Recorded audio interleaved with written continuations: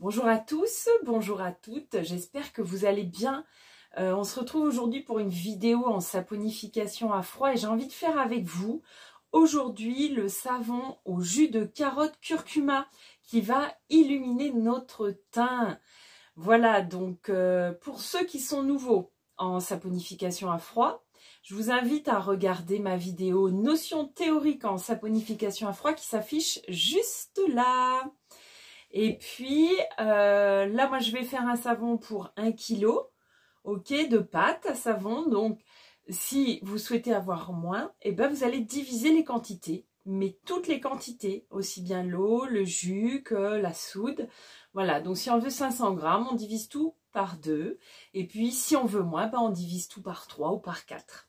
Ce qui est peut-être préférable, surtout quand on est débutant, commencer par des petites quantités. Voilà, on se met en tenue pour de sécurité pour notre savon.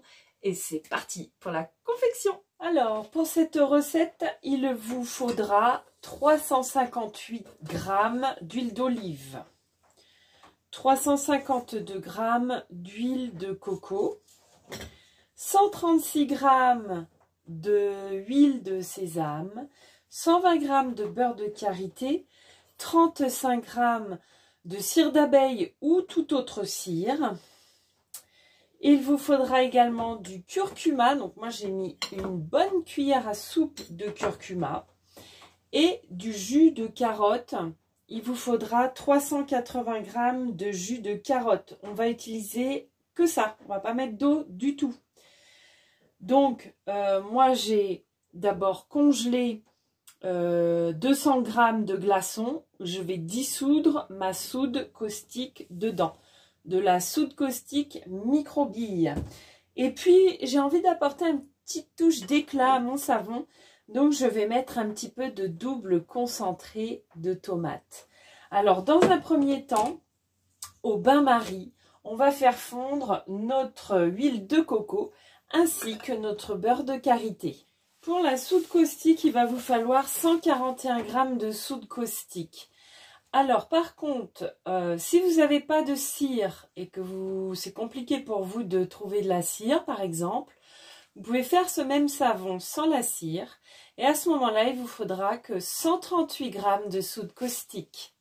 Je prévois un moule d'une contenance d'1 kg de savon ou moins en fonction de ce que je veux faire. Et puis vous pouvez aussi très bien utiliser les moules en silicone.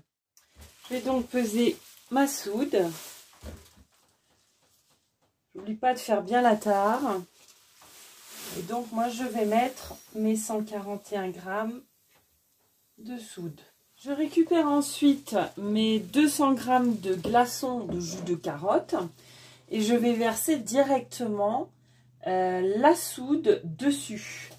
Comme ça, ça va éviter, parce qu'en fait, tu as toujours une réaction, tout de suite, ça chauffe beaucoup.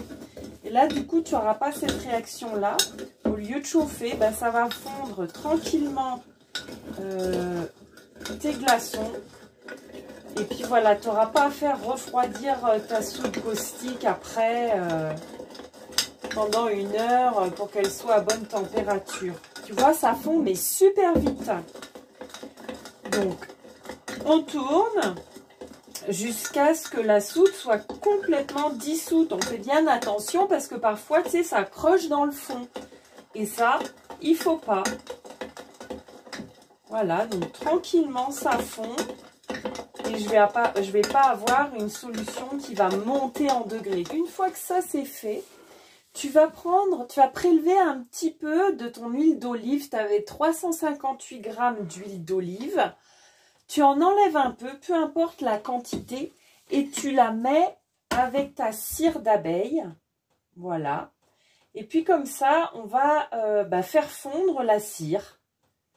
On va faire fondre la cire et puis on va rajouter cette préparation après. Là, tu récupères ton huile de coco et ton beurre de karité qui ont fondu. Puis tu rajoutes ton reste d'huile d'olive dedans. Ok. Et puis tu rajoutes aussi ton huile de sésame.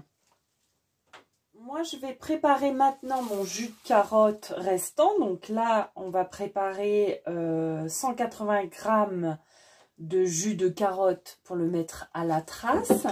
Puis, je vais directement mélanger mon curcuma avec, avant de mettre ça dans ma pâte à savon.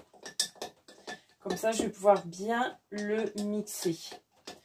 Je vais y ajouter également mon petit peu de double concentré de tomate que je vais commencer par écraser un petit peu. Tu vois, j'en mets pas beaucoup, l'équivalent d'une cuillère à café là, pour la quantité, une cuillère à dessert. Là, je vais l'écraser un petit peu avec le jus de carotte pour que ce soit plus facile tout à l'heure.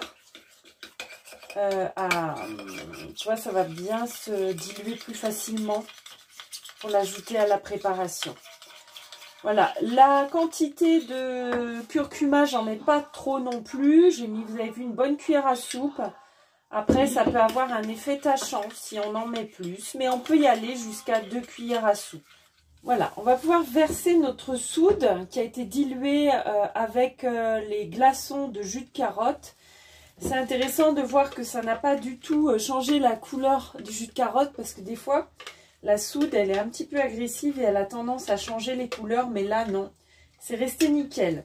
On s'assure bien, avant de faire ça, que notre cire d'abeille est bien fondue avec l'huile d'olive parce qu'on va la mettre directement après avoir mis la soude. Voilà, donc tranquillement, on va mettre notre soude dans nos corps gras.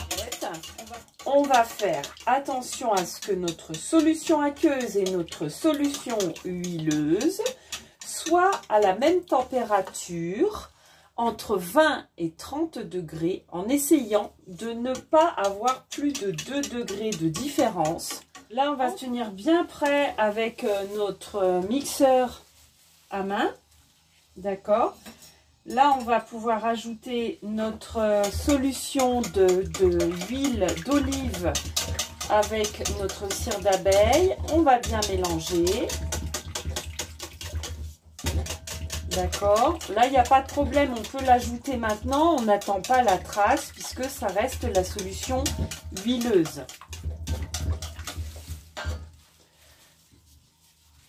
Directement. Hop. Voilà. Et je passe mon mixeur jusqu'à atteindre la trace.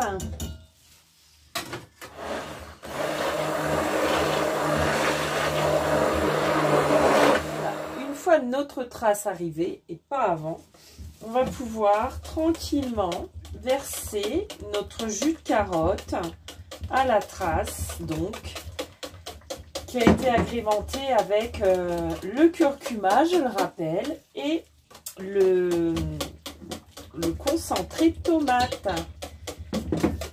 Voilà, donc ça prend une couleur vraiment très belle. C'est possible que ça s'atténue durant la cure. Hein. Ça, c'est pas impossible. Mais en tout cas, là, on a vraiment une superbe couleur. C'est magnifique.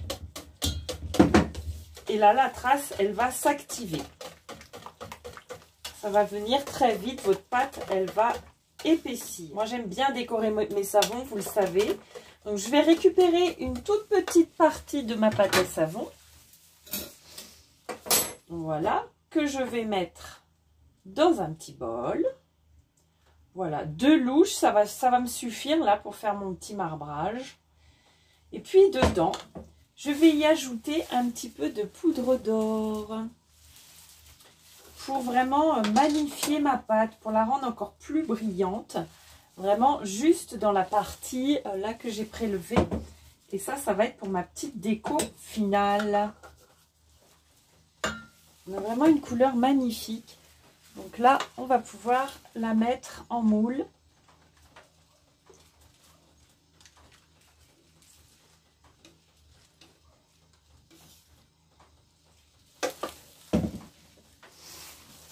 On en mangerait.